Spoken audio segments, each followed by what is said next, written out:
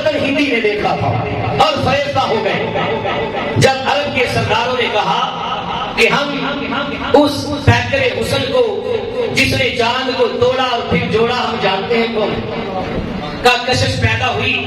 رتن ہندی نے کہا پھر ایسا کرو کہ اب قافلہ واپس تو جانا ہے اور جاتے جاتے مجھے بھی ساتھ لے جاؤ تاکہ میں بھی اس حسن کے سراپا کو دیکھوں. میرا بھی دل بے قرار ہے, میرا بھی دل بے تاب ہے. اگر واقعی وہ اللہ کے نبی ہیں تو میں ان پر ایمان لا کر ان کا امتی بن جاؤں.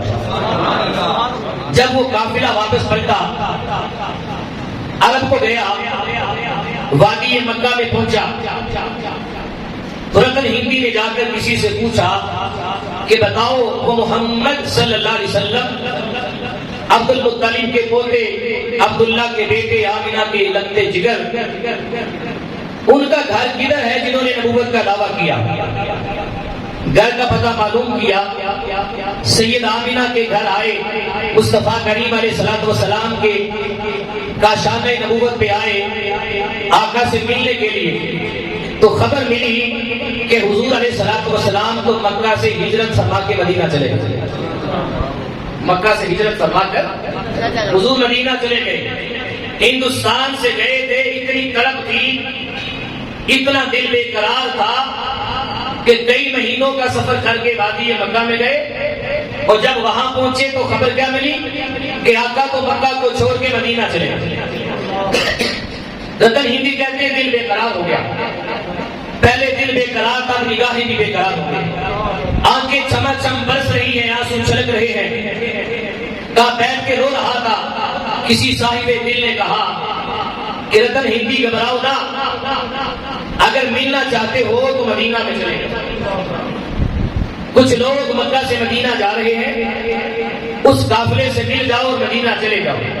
رتن ہندی فرماتے مارا مارا اس سراپا حسن کی پیاس لیے ہوئے اور تڑپ لیے ہوئے, شکستہ دل لیے ہوئے میں ہندوستان سے گیا تھا, بدن تھکاوٹ سے چور چور تھا, اب مدینہ کے سفر کے لیے رخت سفر باندھ لیا.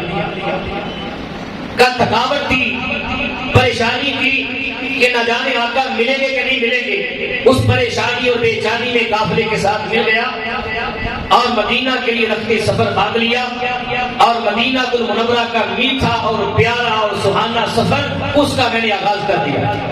مدینے کا سفر ہے اور بدن نمدیدہ نمدیدہ کا نمدیدہ بدن لیے میں مدینے کا راہی بن گیا.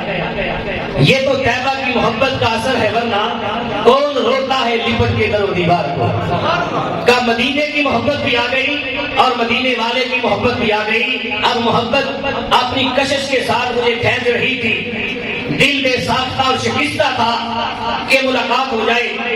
کئی دن کا سفر کیا اور مدینہ کی وادی میں آیا اور آ کر لوگوں سے پتہ پوچھا کہ بتاؤ محمد نامی شخص جنہوں نے نبوت کا دعویٰ کیا ہے وہ کہاں بستے ہیں, کس مکان میں رہتے ہیں. تو کسی بتانے والے نے بتایا کہ وہ سامنے ایک مسجد ہے, وہاں چلے جاؤ, بس ستاروں کے جھرمٹ میں جو تمہیں چمکتا ہوا چاند نظر آ جائے تو سمجھ لینا ان ستاروں کے جھرمٹ میں جو چاند ہے وہی میرے مصطفیٰ.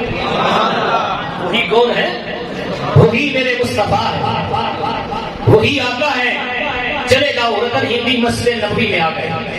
اب جدائیاں ختم ہونے والی تھی, بے قرار دل کی جو لہریں تڑپ رہی تھی اور بے چین آنسو اور بے قرار لہریں جو آنکھوں میں مچل رہی تھی, اب ان کے قرار پانے کا وقت آ گیا. رتن ہندی مسجد نبوی میں آئے, صحابہ کی مجلس لگی ہوئی تھی, مجمع سجا تھا. واقعی صحابہ ستاروں کی مانند تھے اور صحابہ کے جرمن میں ایک چاند چمک رہا تھا. میرے آقا جل وجل تھے, صحابہ سے مخاطب تھے, کچھ فرما رہے تھے صحابہ کرام سے. میرے آقا اتنے میں رتن ہندی آئے اور رتن ہندی آ کر آقا کے مجمع کے سامنے کھڑے ہو گئے. جب مجمع کے سامنے کھڑے ہوئے میرے آقا کی نگاہ رتن ہندی پہ پڑی. وہ بچپن کے اندر رتن ہندی نے میرے مصطفیٰ کو کندھوں پہ اٹھا کے نالا پار کروایا تھا, نالا پار کروایا تھا. تو میرے آقا نے تو پہچان لیا پہلی نظر میں, جو غلاموں سے ہو بے خبر وہ آقا ہی کیا, آقا ہی کیا ہے.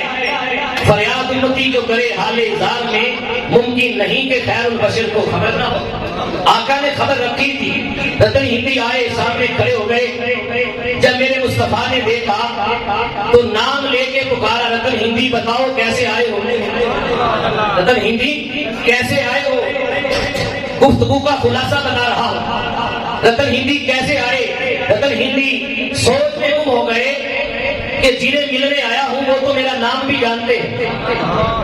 رتن ہندی کہنے لگے کہ حضور ہندوستان سے چلا تھا، لمبا سفر کیا، وادی مکہ میں آیا، پھر آپ کی محبت وادی مکہ سے مدینہ کھینچ کے لے آئی۔ آپ بے قرار ہوں، سنا ہے کہ آپ نے نبوت کا دعویٰ کیا ہے۔ اگر آپ اللہ کے واقعی سچے نبی ہیں تو مجھے اپنی نبوت پہ کوئی معجزہ دکھائے، مجھے اپنی نبوت پہ کوئی دلیل دے۔ جب رتن ہندی نے دلیل پوچھی تو میرے مصطفیٰ رتن ہندی کے سوال پہ مسکرا پڑے اور میرے آقا کے دندان مبارک ظاہر ہو گئے اور مسجد نبی کی فضائیں آقا کے ان دندان مبارک کی شعاعوں سے چمک اٹھی۔